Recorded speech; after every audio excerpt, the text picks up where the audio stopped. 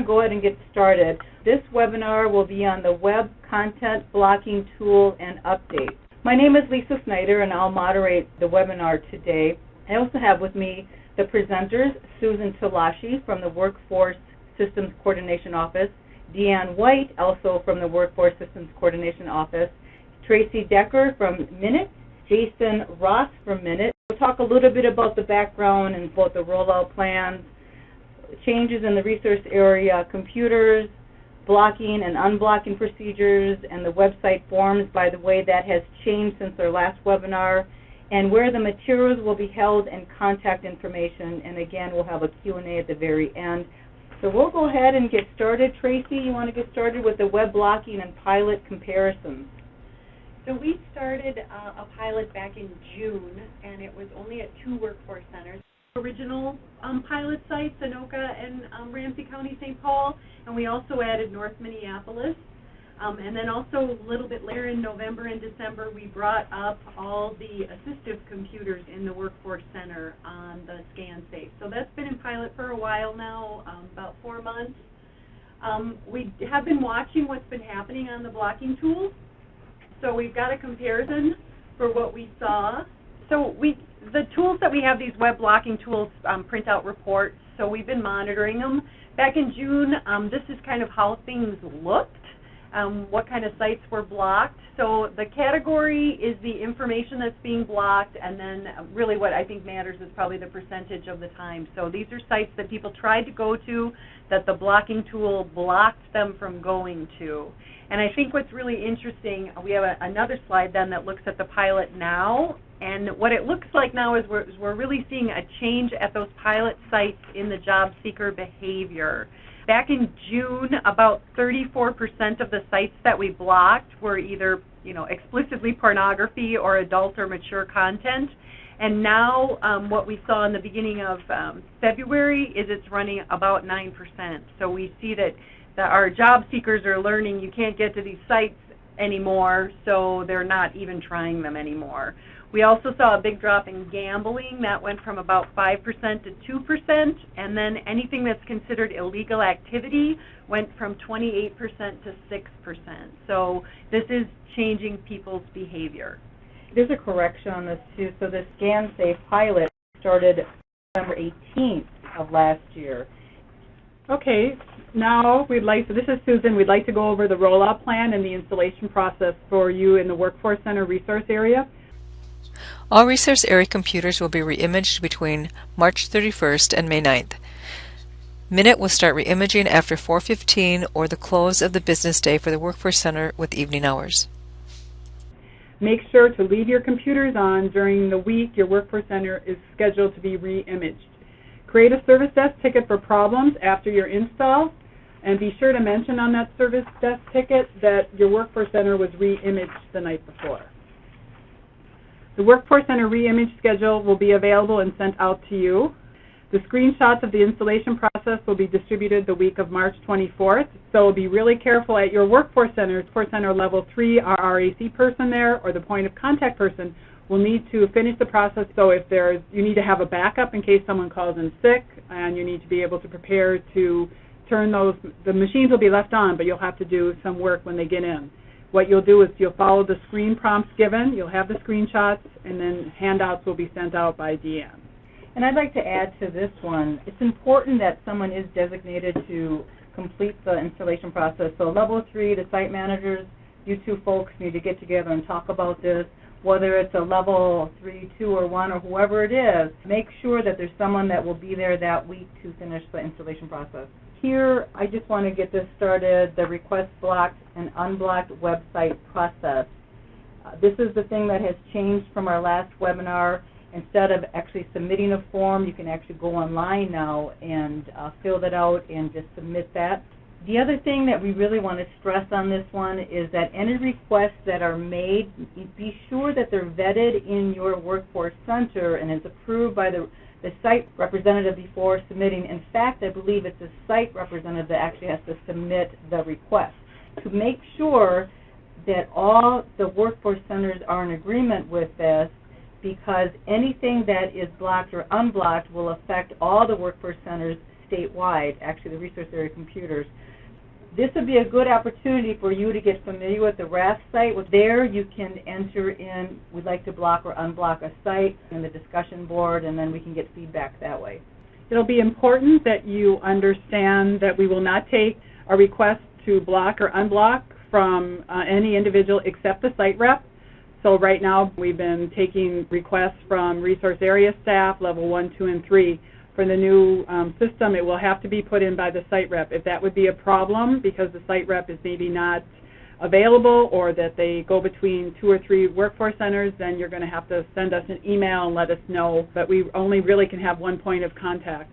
And as Lisa mentioned, just as you think about putting that request in, we are giving you a scenario we thought about this morning. An example is if you're in Bemidji, Minnesota, and you see that someone's on Mystic Lake, and you're thinking, well, why do they need to be on the Mystic Lake casino website? That's something that they don't need up here. You have to remember that Mystic Lake is a viable employment option for our consumers, and they actually can apply online at that location via their website. So if something doesn't work in Bemidji but does work in the metro area, that's why we have to be careful that those requests are really thought about carefully. And just like your group in the resource area should decide with the site manager if you want to request, we will take some time looking at your request to block and unblock down here at DEED also. It's not going to be one person sitting in an office saying, okay, it's going to be some discussion and find out what's best for the system as a whole. The Workforce Systems Coordination Office makes the determination within a week, and then we'll send out that notification of the decision to process the request or not. And also, the request will then be submitted to Minute for approved request. And this slide is just for those folks who want to see a visual diagram of how the process works.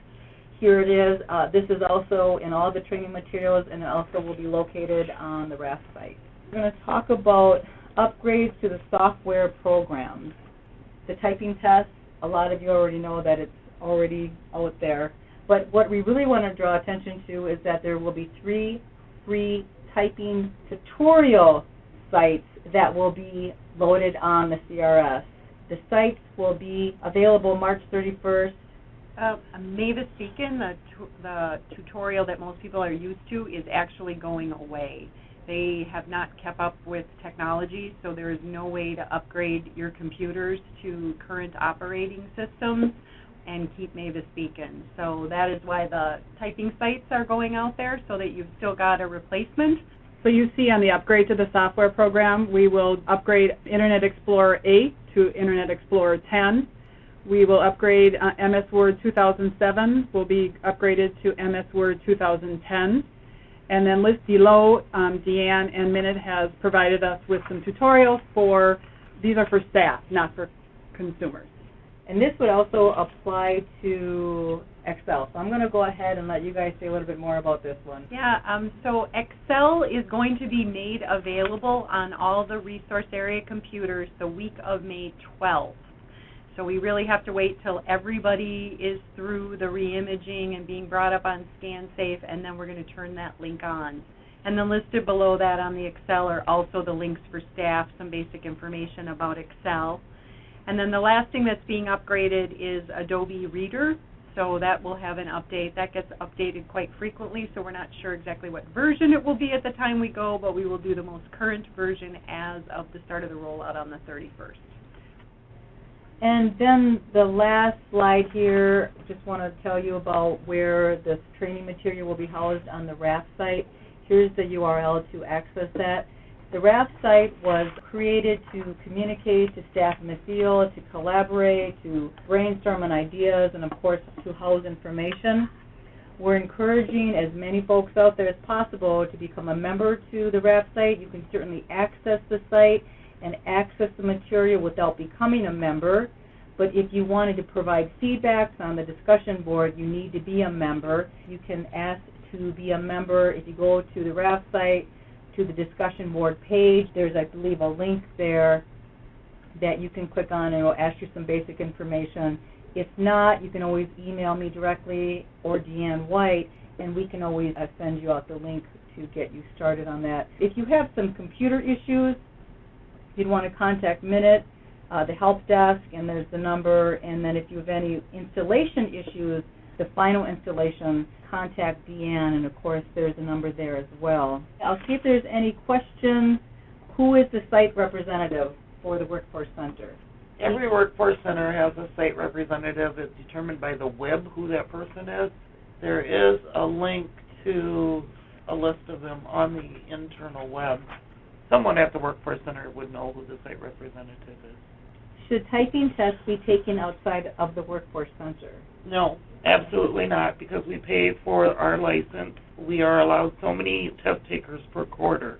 We don't share that link outside of the Workforce Center resource area.